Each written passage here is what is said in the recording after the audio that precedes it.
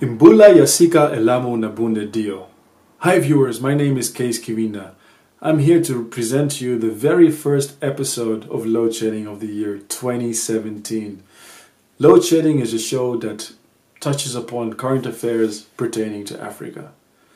Now, this is the very first video in quite a while, and whilst I was on a, well, let's say sabbatical for lack of better description, I've been really racking my brain thinking hard on how to improve upon this concept.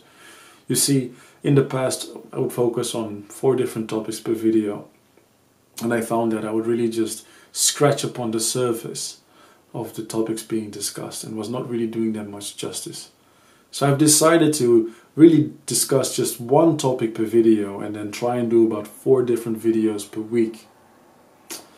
It is a new year, it is 2017, we're just at the start, and most people do a New Year's resolution during such a time. In this fashion, I would like to focus on a topic that pretty much tries to improve upon itself. What am I talking about? Well, I'm referring to elections. In fact, I'm talking about elections that should be happening end of this year in Congo. You see, the parties have signed a pact which ensures that Kabila will not try and go for a 3rd term in office. Now, before I get to the nitty-gritty of this, let's maybe look at the country's history. If we go as far back as the mid-1450s, the Portuguese stumbled upon what was then the Kingdom of Congo, and they found a well-functioning entity. People were already mining minerals, and the slave trade was already in full swing back then. So what did the Portuguese do? They tried to destabilize this country to make sure that they could get their hands on these minerals and on these slaves cheaper than they were getting them at the time. And they managed to cause destruction and chaos already back then.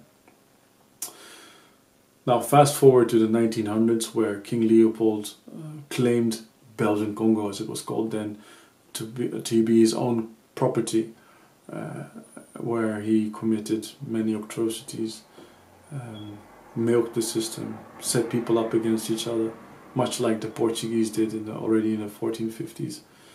And as a cause of it, King Leopold was responsible for the death of around 10 million Congolese. Now let's put things into perspective. In World War II, over the course of 5 years, Adolf Hitler was responsible for the death, well, so they say, of around 11 million people. It could be more, it could be less. That's why I said so they say, because, you know, no one knows the exact figure. But yeah, Adolf Hitler is responsible for the death of 11 million people. If you compare that with King Leopold, I mean, Adolf Hitler killed people over, you know, many different countries to come to this number. King Leopold just did that, almost reached that number in just one country. So it's safe to say that if Adolf Hitler may be called a monster, then by that record, Leopold is definitely of the same caliber, if not worse. So in 1960, Congo finally gains independence with Patrice Lumumba as its president. Now this is a man with a great ideology. You know, he is notably there with the peers of his time, the Kenneth Kaundas and the Nkrumahs of those days. Sadly, Patrice Lumumba gets assassinated with the help of the West, and Mobutu Sese Seko comes in as president, backed by the CIA. Now, Mobutu is a character, so to speak, well, he's just a character, period. This is a man who had his own conquered, built palaces, lived a very lavish lifestyle. stashed a lot of money in Switzerland, which, by the way, is still not recovered or not given back to the Congolese people until today. But that's a topic maybe for another day. In any case, Mobutu is probably most well known for the most billed or most sought after boxing match till this very day, the Rumble in the Jungle, with George Foreman versus Muhammad Ali. He made sure that Congo was always in the limelight. Well, Zaire, as he called it, because he renamed the country to Zaire. He renamed the country as Zaire under his rule. In the 1990s, Mobutu dies, and after a power struggle, Laurent Kabila takes over.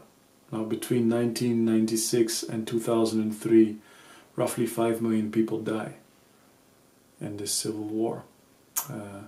And Kabila also passes away, or he gets killed.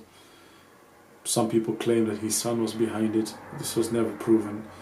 But in early 2001, at the tender age of 29, Joseph Kabila becomes president and tries to broker for peace.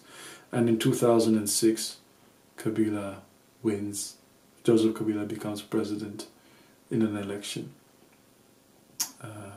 And he manages to re-elect himself in 2011. Lots of controversies there. People claim there was lots of fraud going on. So this is a blemish on his track record. Mind you, Joseph Kabila, under his father's rule, was also a military leader or a rebel leader, as you would say, where he apparently led some child soldiers to victories. So this is a man who also has a military background of sorts. He was raised in Tanzania and went to university in Uganda and later on in China.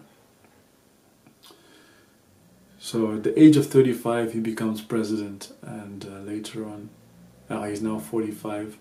He was supposed to step down on the 16th of December 2016, but hung on to power because he claimed that an election could not be held as the logistics of such a vast country. Mind you, this country is about over 2.3 million square kilometers big.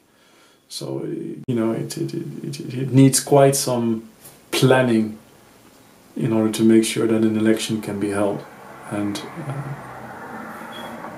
he viewed that this was not possible at the time. So now there was a mandate made where he could extend his rule until the elections are held by the end of 2017, where a transition will be made, and he has to name one of the main opposition leaders as his vice president. One of the main opposition leaders, by the way, is Etienne Tshisekedi, who is 84 years old. So that's a vigilant person who obviously is not wanting to step down or give up the fight, even though he's well into his 80s, which is, by any standard, quite old. So there you have it. There's a glimmer of hope that indeed, for the very first time ever in Congo's existence, that there will be a peaceful transition from one president to another. And that is exactly something we must look forward to having on the continent. As I already mentioned, there was a blemish once more last year on how our elections are conducted, and also on how things happen post-elections. And this can maybe be a glimmer of hope in showing that things can be done differently, and that there can be a warm handover, even in a country that has never had a warm handover from one outgoing president to an incoming president. And I implore you, I beseech you, I beg of you, Joseph Kabila, please make sure that this happens, because it may cause a ripple effect. it could shame Yame into doing that as well.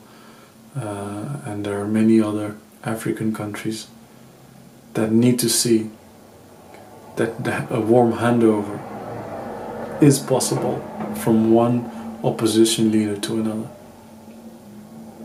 My name is Kees Kiwinda, reporting here for Load Shedding.